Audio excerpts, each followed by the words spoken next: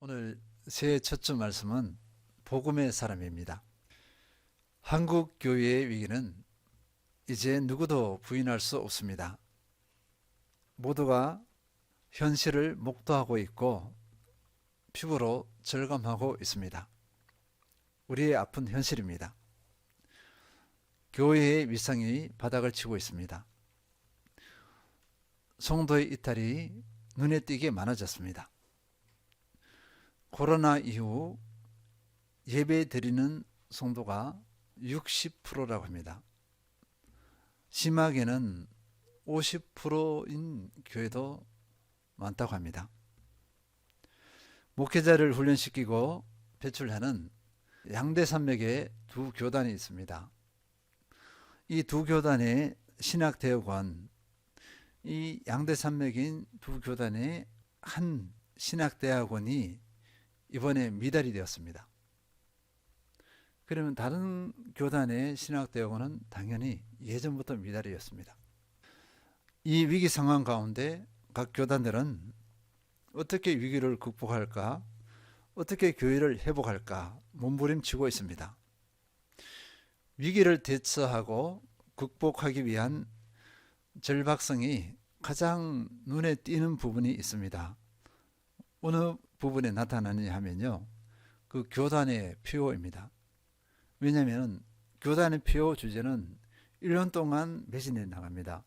그러니까 교회를 회복하고자 하는 그 마인드를 가지고 표어 내지 주제를 정하고 그 교단 전체 교회가 같은 주제 표어를 가지고 달려나갑니다. 이번 저희 총회에서는 2023년 주제를 복음의 사람 예배자로 살게 하소서, 이런 제목으로 주제를 세웠습니다.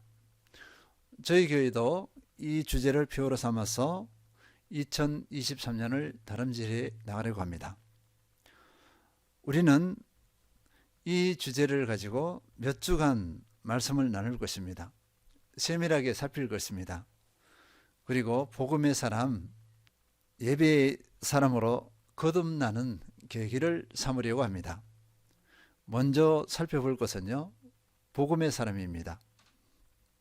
복음의 사람, 문구 자체가 너무나 은혜롭습니다. 그러나 막연합니다. 복음의 사람이 어떤 사람인가?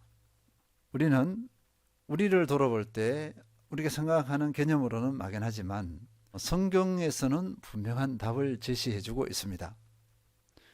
복음의 일꾼들이 어떤 모습으로, 그들의 삶의 모습이 어떠한가를 살펴보면 개념이 정해집니다. 개념을 확인할 수 있습니다. 복음의 사람은 이런 사람이구나 하는 그런 그림이 그려질 것입니다. 대표적인 예는 사도 바울입니다. 사도 바울은 고린도 성도들에게 마음 깊이 묻어둔 생각, 태도들을 노출합니다. 전에도 말씀드렸지만 일반적으로는요, 사도 바울은 그런 것을 노출하지 않는데 이것을 노출하지 않으면 고린도 성도들이 복음의 사람, 복음의 일꾼들이 어떤 사람들인가 답을 얻지 못하는 거예요. 그래서 사도 바울의 내면에 있는 것을 끄집어내고 삶을 어떻게 살아가는지도 좀 유치하게 들릴지 모르지만 유치하게 볼 수도 있어요. 그런데 우리는 이러한 삶을 산다 하고 이야기를 나눕니다. 편지 속에서 노출하고 있습니다. 왜 이렇게 하냐면요, 고린도 성도들에게 복음의 사람이 무엇인지 알고 복음의 사람으로 거듭나라, 이런 촉구입니다. 촉구. 고린도 성도들은 복음의 사람이 무엇인지 몰라요. 그러니까 복음의 사람과 전혀 상관없는 그런 세상적인 사람과 같은 모습들이 나타났기 때문에 그렇습니다. 오늘은 이 복음의 사람이 어떤 사람인가 몇 가지만 나누겠습니다. 본문 고린도서 4장 6절 읽겠습니다. 어두운 데에 빛이 비치라 말씀하셨던 그 하나님께서 예수 그리스도의 얼굴에 있는 하나님의 영광을 아는 빛을 우리 마음에 비추셨느니라. 말씀이 좀 어렵습니다. 어려운데요, 풀어 쓴 것 한번 읽어보겠습니다. 어둠 속에 빛이 비치라 말씀하신 하나님이 그분의 빛을 우리 마음에 비추셔서 그리스도의 얼굴에 있는 하나님의 영광을 나타내는 지식의 빛을 우리에게 주셨기 때문입니다. 쉽게 풀어서 나누면요, 이렇습니다.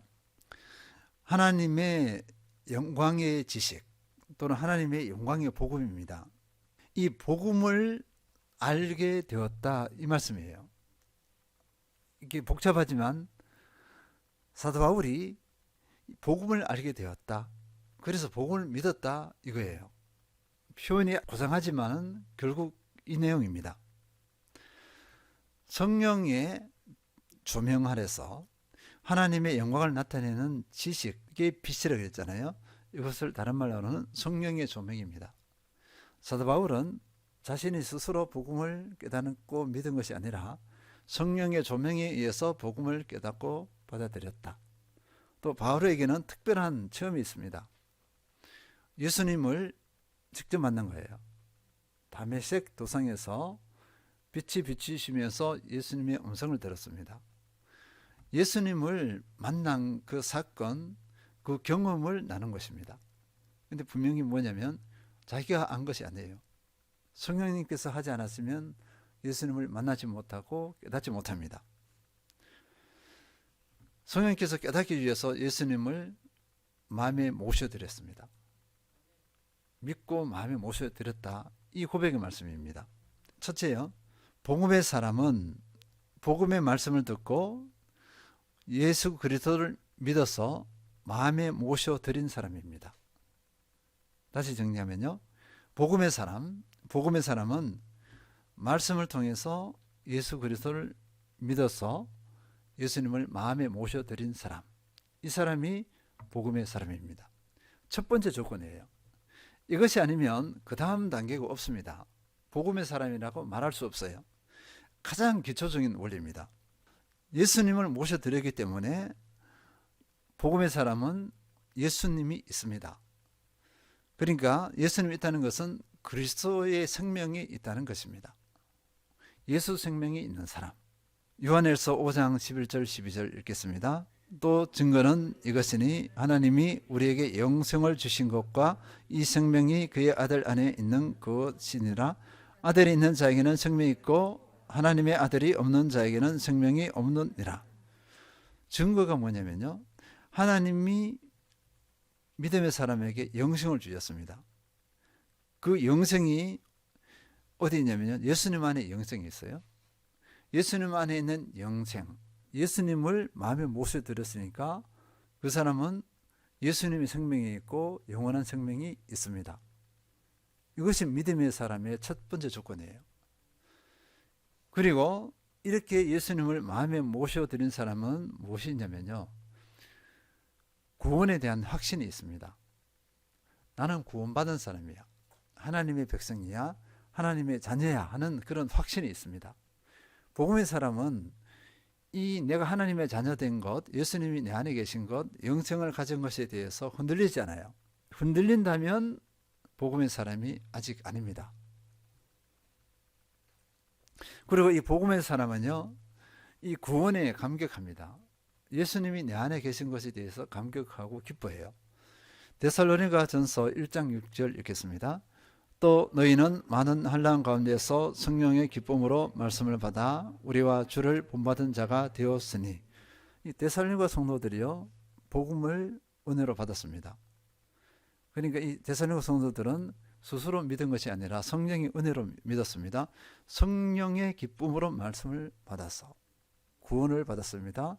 그러니까 이들은 기쁨이 있고 감격이 있어요. 복음의 사람은 그 복음을 계속 들어도, 매일 매순간 들어도 그 복음이 기쁨과 감격이에요. 복음의 사람이 아니면 이 복음을 어떻게 반응하냐면요, 아이 지겨워 합니다.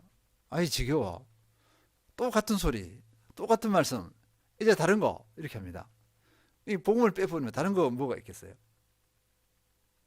우리가 한번 그걸 생각해 보시기 바랍니다. 저도 이제 고마운 분이 있거든요. 제가 어려울 때 저를 양육하고 도왔고 그분들이 날 포기하지 않고 기도하고 했던 분들이 있어요. 시간이 지나잖아요. 요즘도 보면 계속 기억이 나요. 그 은혜가 더 커. 조그만 상황이 있으면 또 올라요. 또 오르면서 감사하는 마음이 막 올라옵니다. 이게 원리입니다, 원리. 죽어가는 생명이 살아났어요. 살게 해준 그 대상이 있잖아요. 예수님께서 우리를 살리기 위해서 십자가 못 박혀 죽으셨어. 그러면 이 은혜가 생각날 때마다 감격합니다. 기쁨이 충만합니다. 복음의 사람은 이 복음 앞에 이렇게 반응합니다. 데살로니가전서 1장 7, 8절 읽겠습니다. 그러므로 너희가 마게도냐와 아가야에 있는 모든 믿는 자의 본이 되었느니라. 주의 말씀이 너희에게로부터 마게도냐와 아가야에만 들릴 뿐 아니라 향하는 너희 믿음의 소문이 각처에 퍼졌으므로 우리는 아무 말도 할 것이 없노라. 데살로니가 성도들이 이 복음에 감격하고 기뻐하면서 어떻게 했습니까? 고난 핍박이 오잖아요. 그 고난 핍박에 눈도 깜짝하지 않아요. 오히려 더 말씀을 붙잡고 말씀에 순종해 나갑니다. 어떻게 이럴 수가 있을까? 사도 바울도 놀라요. 정말 놀랍다. 사도 바울이 데살로니가 교회에 세운 지 얼마 안 됩니다. 몇 주밖에 안 돼. 그리고 복음을 전하고는 또 도망을 갔단 말이에요. 도망갈 수밖에 없어요. 그거 피난입니다. 피난인데. 근데 어떻게 이 데살로니가 교회가 이렇게 세워질 수 있을까? 사도 바울도 놀랐습니다. 그래서 그 소문이 그 지역에 쫙 퍼져나가요. 복음의 사람의 감격, 기쁨, 이 가운데서 다가오는 삶의 도전 가운데서 마음의 중심이 흔들리지 않고 그들의 믿음을 지켜나가요. 소문이 날 수밖에 없습니다. 우리의 믿음의 삶 모습도 그렇게 보세요. 소문이 팍팍팍 퍼져나갑니다. 거룩한 영향력을 발휘합니다. 이것이 복음의 사람의 모습이에요. 또 이 복음의 사람은요, 예수님을 영접한 사람, 구원의 확신이 있는 사람은요, 복음을 부끄러워하지 않습니다. 로마서 1장 16절, 내가 복음을 부끄러워하지 않으니 이 복음은 모든 믿는 자에게 구원을 주시는 하나님의 능력이 됨이라. 먼저 유대인에게요, 그리고 헬라인에게로다. 복음입니다. 이 복음의 내용이 뭘까요? 나를 위해서 예수님께서 십자가에 못 박혀 죽으시고 부활하셨다는 사실, 요 진리입니다. 이것이 복음이에요. 이것을 믿었잖아요. 그래서 내가 구원받아서 생명을 얻었습니다. 예수 생명이 있는 존재가 되었고 영원한 생명의 존재가 되었습니다. 이 복음이 믿는 자에게 구원을 주신다. 근데 이 복음을, 예수님의 죽으심과 부활을 부끄러워해요. 부끄러워한다는 것은 아직 복음의 사람이 아니다, 이렇게 되어 있습니다. 생명 살리는 것을 부끄러워하는 사람이 어디 있어요? 생명 살리는 것을 막 이야기하죠. 오히려 자랑하죠. 우리는 복음을 자랑해야 될 존재인데 복음을 부끄러워해요. 거리에 나가서 복음을 전하는데요, 부끄러워합니다. 막 숨어갖고 남 없을 때, 어떤 분은 사람들이 안 보일 때 살짝 가서 전도지를 쏙 집어넣고 이렇게 우편함에 쏙 집어넣거나 이렇게 하는 분도 있고 다양합니다. 근데 복음은 그러하지 않아요. 사람들이 욕하고 핍박을 해도 복음을 전하는 것이 정상입니다. 복음의 사람은 복음을 부끄러워하지 않습니다. 복음을 숨기지 않아요. 복음 앞에 담대합니다. 생명을 살리기 때문에 그래요. 상상을 해보세요. 사람을 살리는 것을 부끄러워해요? 의사가 사람 살렸다. 아유 부끄러워. 내가 이 사람은 생명을 살려버렸네. 에이 부끄러워하고 숨어 들어가지 않습니다. 사람 살리는 의사는요, 자부심을 가지잖아요. 그죠? 그게 기쁨이 됩니다. 어떻게 그걸 숨겨요? 이렇게 할 때 복음의 사람으로서의 이런 특징이 내게 있는지 꼭 살펴보시기 바랍니다. 예수님을 영접한 존재로서, 생명이 있는 존재로서 이런 특징이 나타나는가 살펴보시기 바랍니다. 두 번째 살펴보겠습니다. 고린도후서 4장 5절, 우리는 우리를 전파하는 것이 아니라 오직 그리스도 예수의 주되신 것과 또 예수를 위하여 우리가 너희의 종된 것을 전파함이라. 이 내용을 보면, 앞부분 보면 이렇습니다. 우리는 우리를 전파하는 것이 아니라 오직 그리스도 예수의 주되신 것과 이것을 전파한다고 했습니다. 먼저 이걸 나누겠습니다. 그래서 이걸 가지고 복음의 사람이 어떤 사람인가 보면요, 복음의 사람은 예수님을 주님으로 선포하고 예수를 나타내는 사람입니다. 예수님은 나의 주님입니다, 이렇게 선포하고 예수를 나타내요. 사도 바울은 분명히 밝힙니다. 우리는 우리를 전파하는 것이 아닙니다. 이렇게 고린도 성도들에게 오직 예수 그리스도가 주님이심을 전파합니다. 우리가 전한 것은 이거밖에 없습니다. 사도 바울의 자신의 지식의 사람이에요. 사도 바울은 많이 공부했습니다. 그리고 자신의 경험들, 실제로 사도 바울이 아덴에 가서 그 헬라 철학자들하고 한번 붙어보려고 한 거예요. 당당하게. 가장 실패한 예가 그때였습니다. 그때 자신의 지식으로 한번 철학자들의 그 개념들을 깨뜨려 버리겠다 이렇게 접근했을 때 완전 실패했습니다. 흔히 말하면 말장난이 말싸움이 지나지 않습니다. 사람들이 믿지 않아요. 다른 지역에 갔을 때는 오직 복음만 이렇게 했어요. 놀라운 일들이 일어났습니다. 아덴에서 실패를 경험해서 사도 바울은 어떻게 했습니까? 고린도 교회에 가서 절대로 복음 외에는 다른 거 안 하겠다. 성령 의지하고 성령의 능력이 나타나면과 복음 외에는 다른 거 전하지 않겠다. 이렇게 하고서 고린도 교회에 가서 전도를 하니까 고린도 지역에 복음이 막 일어났습니다. 믿는 사람들이 막 일어난 거예요. 사도 바울은 또 자신의 능력을 과시하지 않았습니다. 여기서 우리가 확인해야 될 것은요. 그러면 주님이라는 것이 무엇이냐? 주님이라는 것은 예수님이 통치자 왕이시다. 더 넓게는 만왕의 왕이시다라는 것을 인정하고 고백하는 것입니다. 그 다음에 주인이다. 나의 주인이다 하는 것을 고백하고 인정하는 것입니다. 세 번째는요. 나의 소유주입니다. 나의 소유주. 이것을 인정하고 고백하는 것을 말합니다. 그러니까 왕이고 주인이죠. 소유권자죠. 그럼 나는 없잖아요. 이것이 정상입니다. 주님입니다. 이 고백은요. 나는 없습니다. 내 삶의 주인은 주님이시기 때문에 나는 존재하지 않는 것과 같습니다. 이 고백입니다. 그러니까 나는 존재하지 않기 때문에 나는 없기 때문에 내 삶을 통해서 누가 나타나냐 하면 예수님만이 나타납니다. 예수님 나를 마음껏 사용하세요. 이 고백입니다. 이렇게 한다면 나를 통해서 예수님이 나타날 수밖에 없습니다. 우리는요. 이것을 지식으로 많이 알고 있어요. 지식에 머무는 경우가 많습니다. 어느 교회 목사님은요. 이 주님에 대한 것 모든 설교에 이 주님이 들어가. 예수님이 우리의 주님이십니다. 근데 성도들이 변할까요? 정말 그렇게 변할까요? 주님임을 삶 가운데서 고백하고 주님이 나타나게 할까요? 안 돼요. 그리고 그 본인도 안 돼. 목사님도 안 돼. 아이러니입니다. 아이러니. 그러니까 예수님을 주인으로 삼지 않으니까 어떻게 나타나냐면요. 고집이 나타나죠. 그 다음에 교만이 나타나죠. 욕심이 나타나죠. 사람이 괴물이 괴물. 예수님이 나의 주인이 안 되면 나는 괴물이 되어버립니다. 트러블 메이커예요. 삶의 자리에서 이렇게 해보세요. 교회 다닌다는 사람이 저게 뭐야? 이런 소리를 듣고 돌팔매질을 당합니다. 그리스도를 증거하는 존재가 아니라 그리스도를 막아버리는 그런 존재가 됩니다. 그래서 이것이 정말 중요해요. 이 싸움을 해요. 이 싸움. 예수님을 주인으로 삼는 것, 주님으로 온전히 인정하고 또는 언어나 생각에 거치지 않고 삶으로 나타나게 하는 것, 이것이 영적인 싸움의 전쟁의 가장 핵심 중의 핵심이라 볼 수 있겠습니다. 사탄 마귀는 어떻게 하죠? 우리 보고 주인하라고 해요. 네가 주인이야 이렇게 꼬드깁니다. 아담 하와에게 다가간 것도 그렇게 다가갔어요. 예수님은 아니야 네가 주인이 아니고 내가 주인이야 이렇게 합니다.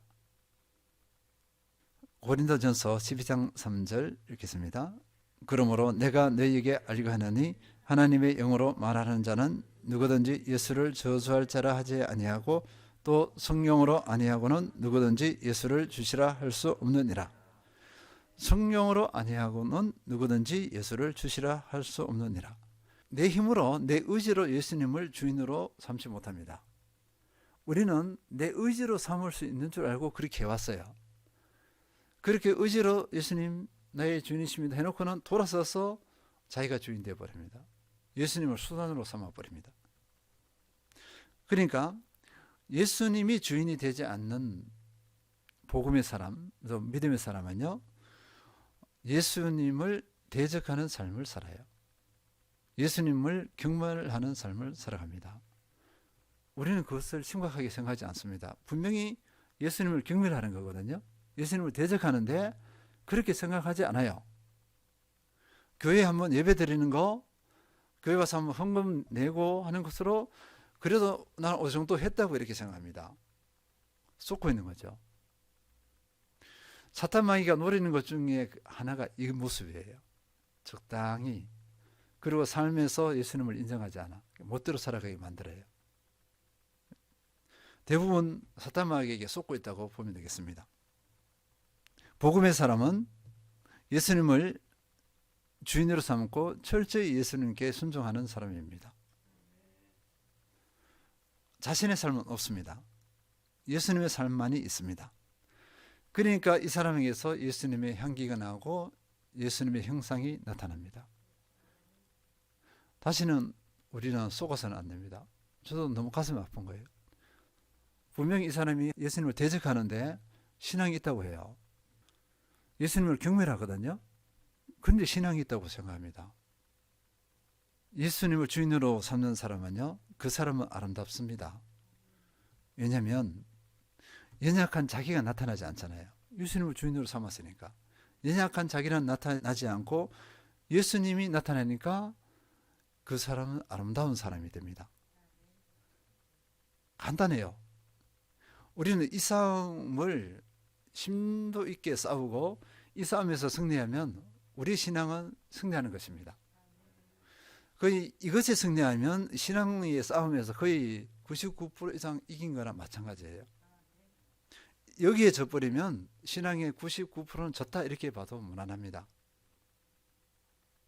예수님을 주인으로 삼고 예수님의 형상이 삶으로 나타나는 아름다운 복음의 사람 되시기를 기원합니다. 셋째 보겠습니다. 고린도후서 4장 5절 다시 읽겠습니다. 우리는 우리를 전파하는 것이 아니라 오직 그리스도 예수의 주 되신 것과 또 예수를 위하여 우리가 너희의 종된 것을 전파함이라. 우리는 자칫 교회에서 자기를 드러내려고 하는 경우가 종종 있습니다. 성도들 중에서도 참 많아요. 열등감 또 상처 등으로 인해서 내면에 잘못 형성된 자아 때문일 것입니다. 또는 세상 가치관이 침투해서 내면이 비뚤어져 있는 경우도 있을 것입니다. 복음의 사람은 이런 것에서 치유함을 받은 사람입니다. 그래서 복음의 사람에게서 나타나는 그 하나의 모습이 오늘 본문의 하반절입니다. 보시면요. 또 예수를 위하여 우리가 너희의 종된 것을 전파함이라. 그래서 세 번째 복음의 사람은요. 성도를 섬기는 것이 삶의 방식이고 삶의 일상인 사람. 섬기는 것이 삶의 일상. 뭐 특별한 경우 한두 번이 아니라 매일 일상이어서 특별한 것이 없습니다. 섬기는 것이 삶 자체예요. 삶 자체는 특별하지 않습니다. 어쩌다가 한 번이면 또 특별해 보이잖아요. 삶 자체가 섬기는 삶이에요. 그래서 특별할 것이 없습니다. 이 섬기는 것이 자신의 삶인 것을 알고 이 삶을 기뻐하는 사람입니다. 그리고 자존심 상해하지 않아요. 수치스러워하지 않습니다. 반대로 이 마인드가 형성되지 않은 사람, 세상 마인드 가운데 있는 사람은 섬기는 것을 부끄러움과 수치로 받아들입니다. 마가복음 10장 42, 44절 예수께서 불러다가 이르시되 이방인의 집권자들이 그들을 임의로 중환하고 그 고관들이 그들에게 권세를 부리는 줄을 너희가 알거니와 너희 중에는 그렇지 않을지니 너희 중에 누구든지 크고자 하는 자는 너희를 섬기는 자가 되고 너희 중에 누구든지 으뜸이 되고자 하는 자는 모든 사람의 종이 되어야 하리라. 너희 중 믿음의 사람, 복음의 사람의 삶의 방식은 다르다는 것입니다. 섬기는 자예요. 섬기는 자. 세상은 군림하고 으뜸이 되고자 해요. 섬김으로써 하려는 것이 아니라 자기의 힘과 권력 모든 것을 가지고 이렇게 짓누르려고 합니다. 그것의 쾌락을 가지고 있어요. 그것이 기쁨을 누립니다. 이거는 그리스도의 사람이 아니에요. 복음의 사람이 아닙니다. 하나님 나라의 삶의 방식이 아니에요. 근데 이것을 믿음의 사람들이 추구한다 생각해 보세요. 기가 막히잖아요. 그러면 사탄 마귀가 하는 짓을 교회에 와서 해요. 그래서 교회에 와서 사탄 마귀의 도구가 되어버립니다. 이게 원리입니다. 이것을 조금 타협하면 안 됩니다. 이것을 너무하다 생각하면 안 됩니다. 그래서 교회에 분란이 일어난다면 거의가 이런 세상적인 사고방식, 성경의 원리를 모르고 교회에서 군림하려고 하는 사람들에 의해서 교회 분란이 일어나요. 사탄 마귀는 그 사람을 꽉 붙잡아 버립니다. 군림하는 것을 즐거워한다. 그것을 쾌락으로 느낀다. 그러면 그 내면이 병들어 있습니다. 사탄 마귀에게 쏟고 있는 것입니다.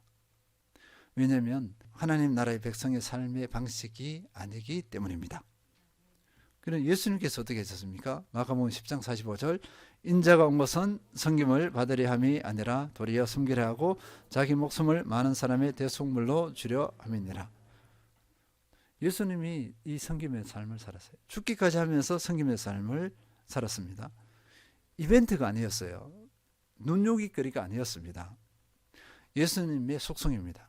하나님의 속성입니다. 복음의 사람은 섬기는 사람입니다. 이것이 삶의 방식이고 결국 복음의 사람은 자신이 나타나지 않습니다. 예수 그리스도가 나타납니다. 정리하겠습니다. 교회의 위기, 개인의 위기를 돌파하는 비결은 자신의 정체성을 찾고 그 정체성에 걸맞는 삶을 회복하는 것입니다. 그리스도인의 정체성의 한 가지는 복음의 사람입니다. 복음의 사람은 복음의 말씀을 듣고 예수 그리스도를 믿어 마음에 모셔드린 사람입니다. 예수 생명이 있는 사람입니다. 둘째, 복음의 사람은 예수님을 주님으로 선포하고 예수 그리스도를 나타내는 사람입니다. 셋째, 복음의 사람은 성도를 섬기는 것이 삶의 방식이고 이 삶이 일상적인 사람입니다. 고린도서 4장 5절 읽겠습니다. 우리는 우리를 전파하는 것이 아니라 오직 그리스도 예수의 주되신 것과 또 예수를 위하여 우리가 너희의 종된 것을 전파함이라. 진정한 복음의 사람, 품격 있는 복음의 사람이 되셔서 심지가 견고하며 예수 그리스도의 형상이 선명하게 나타나는 그리스도의 참 일꾼 되시기를 축원드립니다.